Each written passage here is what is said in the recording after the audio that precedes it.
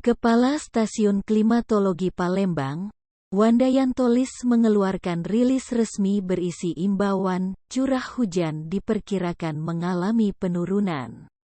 Hematlah dalam menggunakan air bersih dan selalu menjaga lingkungan dari potensi bahaya kebakaran hutan dan lahan. Demikian dikatakan Wandayantolis, Senin, 23/5. Hal ini sejalan dengan apa yang dilakukan Badan Riset dan Inovasi Nasional, BRIN, yang mulai melakukan operasi teknologi modifikasi cuaca, TMC, di wilayah Sumsel. Hal ini guna mencegah terjadinya kebakaran hutan dan lahan, Karhutla.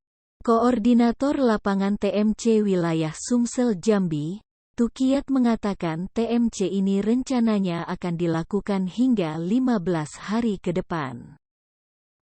Di mana dia melihat adanya peluang cumulonimbus yang membawa potensi hujan di beberapa wilayah. TMC ini dilakukan sebagai salah satu upaya mitigasi bencana asap akibat kebakaran hutan dan lahan.